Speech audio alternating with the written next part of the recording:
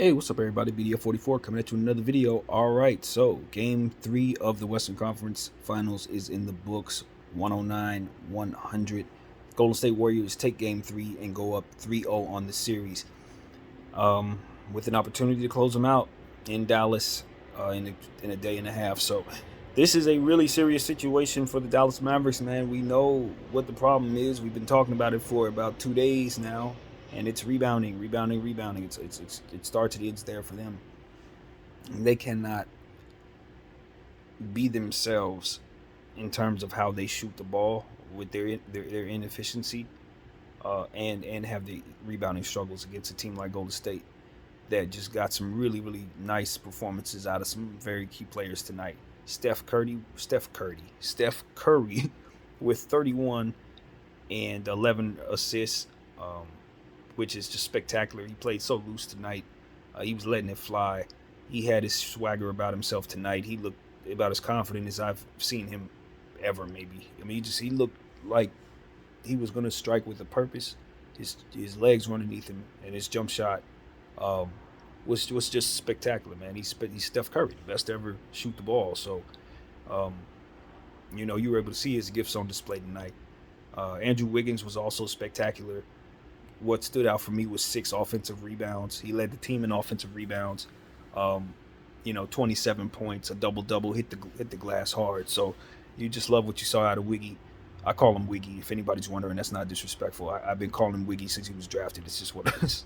I forget. Other people don't even know what I'm talking about. But yeah, Wiggins is somebody who's earned his keep on this team and is helping this team along.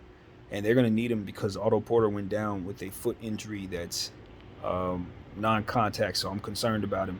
And he has issues in both feet, from what I understand. So this could be a situation with Otto Porter. So with Wiggins playing well, yeah, that's right on time. They definitely needed that. Kevon Looney, man. Kevon Looney is, like I said, the trump card. That's his nickname in this series, trump card, because he is the difference maker for the Golden State Warriors. If you got him out of this series would be moving along. I think Dallas probably would have got a game already, but Kevon is making it impossible, man. You can't account for him. He had 5 offensive rebounds of his own. Had a double-double as well. And he's just doing good things out there. You gotta account for how much trouble he gives you, not only offensively rebounding and scoring, but also defensively, where he's been switched out on Luka Doncic and has been more effective than probably anyone in the playoffs, period, against Luka. So, Kevon Looney's been spectacular. He's the MVP of this series, despite fantastic performances from great players. He's been the difference maker in my mind. Klay Thompson, his shooting roles continue. They're giving him, like I said, the respect that he's earned, but they're getting away with something out there with him and his inefficiency issues. They're getting away with something. He's had some nice moments in the series, hit some big shots tonight, but his shooting woes are something that the Golden State Warriors are effectively overcoming from night to night. Jordan Poole had some big moments. His numbers didn't stand out tonight, but he had some really big moments, some key shots, particularly down the stretch. Dagger 3-point shot that he hit. So I thought that he was pretty solid tonight. Moses Moody got some minutes, but wasn't able to hit his shot. Was 0 for 3. But I like the fact that he at least got some Western Conference Finals experience in his belt. I'd like to see him do more with his minutes, but this is a very pressured situation on the road. It's a lot. It's a lot to ask of a kid who hasn't played. But he's going to be asked to play some more in probably Game 4 with the situation that could be looming with Porter. But we'll keep our eyes open there. Draymond Green, spectacular. Subtle in his stats, but key, filling in everywhere. Defensively, he gave you blocks, steals, assists, rebounds, points, good efficiency. Draymond Green was Draymond Green, man. What can I say? You understand that my respect for Draymond is growing. All of them years where everybody was saying Draymond this, Draymond that, throughout the golden years, I was kind of like, I wasn't really respectful of what it is that he really did at the time. But now, I've grown older, and my appreciation for defense, my appreciation for how difficult it is for guys to stay consistent on both sides of the floor, and how difficult it is to contribute on the offensive end without being a scorer. He's mastered that. He's mastered it. He's one of the greatest of all time at that. Um, and I don't think they have a single championship without him. I think obviously they would have 3 championships if he didn't kick LeBron, and we'll always remember that. But my appreciation for Dre grows, and the things that he does. Golden State does not function well without him. Um, he too is why it's impossible for the Dallas Mavericks to win a game in the series, because of the rebounding edge that he and Looney provide together. It's impossible. For Dallas, they don't have the personnel, in my opinion. So you just gotta appreciate what Dre does, staying ready, staying healthy, and just being active on both sides of the floor. Now I want to say Dallas, Luka Doncic, 40 points, man. He did all the things you want to see Luka do. This is why it's so frustrating these last 2 games. If you're watching Dallas and you're hoping that they can have some success, because he's having 40-point games. You look up and you see Spencer Dinwiddie was awesome tonight. He had a big game for what we've been seeing, the inconsistency out of him. He was great tonight. I think he had, 27 points, something like that? Please forgive me if I got the numbers wrong. But the point is, he was the best player off the bench tonight, scoring the ball. Davis Bertans had an excellent plus-minus, as I told you guys. He's been doing things that doesn't have anything to do with shooting the ball that I've been very impressed with, which is something that they said he's not good at. He's only going to shoot this, that, and the third. And you buy that stuff, you know what I mean? You don't see a guy, he plays in Washington his whole career, so you when you see him play, he's hitting threes, but they typecast him as a player who can't do nothing else. All right, so you buy that. And you don't think about it, and you just assume that somebody is what they say he is until you see him yourself. You're like, wait a minute, nah, he's contributing there. Defensively, there's a nice rebound there. He's doing this. Look at him put the ball on the floor, hammer it home. I hate to say it, but Davis Bertans is a lot better than I thought, and I don't look at his contract the same way if he's going to contribute. Now, granted, I think he's underutilized, and I do think he has limitations that make it so that you're frustrated at his contract size. But given from what I've seen for the Dallas Mavericks, he's been a great pickup for them. If you just forget about what his contract's about and all the different things that you could have in his stead when you consider how much it makes, the player himself, he's been a good piece for the Dallas Mavericks, and I think they should let him play a little more. Obviously, Reggie Bullock, you love what he does defensively. I think good things happen when you play Reggie big minutes, particularly with, Dorian Finney-Smith. We've seen them have success when they play him huge minutes. But the problem is, I think, the inconsistency of Reggie's shot, you just wish it was maybe Davis taking more of those shots. You wish it was, just a little more balance there in terms of what Dallas is willing to do with the minutes that they give to players on the team in this circumstance. Granted, yes, you do give up a lot defensively if you go Davis over Reggie Bullock, but Reggie Bullock was 0 for 10 tonight. And you look at his defensive stats, he didn't really do a whole lot defensively. You look at where he was helping in other areas. He didn't have the kind of night that would merit playing him that type of minutes. And while those two things are not related, Davis Bertans playing well and Reggie Bullock played poorly, you just wish that you would see more balance with the shots that are divvied out as well as the minutes that were given tonight. I just felt like they relied a little too much on Reggie, and it ultimately was the reason they just couldn't put up enough points tonight. I think also when you really look at it, you got to mention Maxi Kleber's struggles as well. You can't mention Reggie's struggles shooting the ball without mentioning that Maxi was 0 for 5 and also hurting the cause in that way.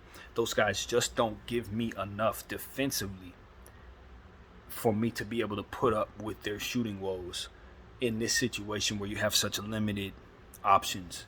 If you're the Dallas Mavericks, they really only have 3 legitimate go-to scoring weapons in Luka Doncic, Spencer Dinwiddie, and Jalen Brunson. Now, I personally think you can work other guys in to get them shots, but they're not your go-to scorers. They have got to do some things to fix their roster so they can get Luka Doncic more help there, as well as it's just somebody they can have with as a size matchup for guys like Ayton and obviously Kevon Looney, who's killing them on the glass. I think Ayton could have done this if the Suns would have used him properly, but Kevon is taking advantage where they didn't, and it shows what could have happened if they would have done so. So, in my mind, this series is over. I'm not gonna lie to you guys. I think that the Dallas Mavericks are a respectful bunch. I think they put up a valiant effort. I don't think that they are a mail-it-in kind of team, but they've taken some really tough losses here.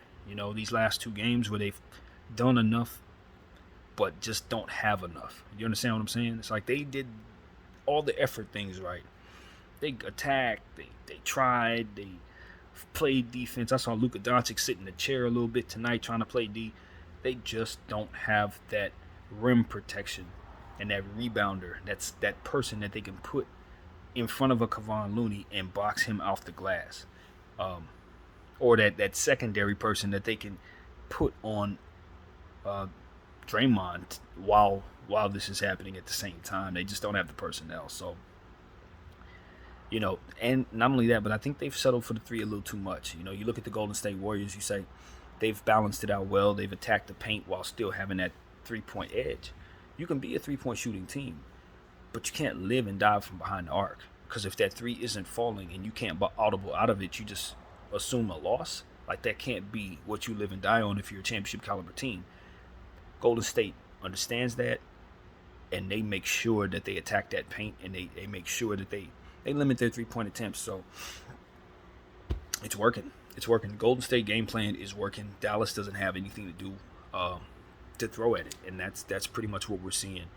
I like what I saw from their players, like Jalen Brunson. The Dallas Mavericks played well tonight. You got to give him credit. He's had 2 straight games where he's done the things that you want to see him do. Attacking, he's hitting his three-point shot. You know what I mean? He's active, but it's just not enough. You look at Luka Doncic, you say 3 assists. I don't blame him for having 3 assists. Why? Because he was passing the rock. Guys weren't hitting shots. This wasn't one of those nights where you say, "Oh, Luka, you had a bad floor game." Not this night. Not from what I saw. He just didn't have any help, man. If anything, I would want him to shoot even more in a night like tonight. It's just gonna be on Mark Cuban and the GM there. I don't know who the GM is, to be honest with you, but it's gonna be on those guys there to retool this team, fix those books so that they can get those pieces that are missing. Given the fact they have some of those contracts that just kind of are expensive, man. Too expensive. You get rid of some of those contracts and you bring in the pieces that can help him win, and he'll be back here next year ready to go. But this Dallas team is not good enough to win a championship. They're not good enough to even be here. They've overachieved because Phoenix had their issues. Let's just leave it at that. And so you love what Dallas has done. You congratulate them for getting this far. Maybe they're able to get game 4 to make keep this from being a sweep. I'm not saying that it's an automatic sweep, but they are not winning 4 straight games against the Golden State Warriors. That is definitely not taking place. Then I say that with a whole lot of confidence. It's just not happening. The end. I had more to say about this game beforehand than I do afterward, because really all of the things that I said in the pregame were things that I thought I would see, and I think most of those things came to pass. I think that's how it went. You just look at the rebound and you say, okay, they can't board. Dallas can't. You look at the three-point shooting, you say, okay, they can't withstand 15 between 2 players, in Bullock and Kleber. They didn't get enough out of Dorian Finney-Smith at all tonight. He's been hot and cold all series. I need him to crash the glass so much more than he is. I think he gave us, 5 rebounds tonight or something like that? Not enough. Excuse me. You see they removed Dwight Powell from the series. I don't think that's the greatest idea, because you do need somebody to throw it at the bigs there, and you don't have that. You got Maxi Kleber trying to box those guys out. You got Luka Doncic trying to box those guys out. That is not going to take place. It's just not. You're not going to win those matchups. Marquise Chris is on their bench. They haven't used him. Maybe that's a solution. Obviously, he can shoot some 3. You never accuse him of being a 3-point shooter. And he's had like a million knee surgeries, so he probably doesn't have a whole lot out there right now. But these are the type of things that you have to ask yourself when you roster a guy. If you don't trust him to provide key minutes when you need him, here you are, a team that needs rebounding and size. Here he is, a player that was drafted about 6 years ago, who's a big, he's a big. And you don't even trust him to play him for whatever set of reasons. Why is he here? Why isn't he another guy? Why isn't he a G League player with upside who you can plug in a situation like this? These are the type of situations where you look at and you say, it ain't nothing but a GM issue. That ain't nothing but a GM's decision. That's just a bad one. Someone needs to come up with more of a imagination. It's period. I always say that about teams. There ain't no reason for a guy that I don't trust to be on my roster. That should be an upside player that can turn into something. Even if he ain't the greatest guy, he better have some damn upside so I can trade him for something. See what I'm saying? If I can't use you, I can't use you. Why are you here? You got 5 players or 6 players that had DNPs tonight for the Dallas Mavericks. There's your problem right there.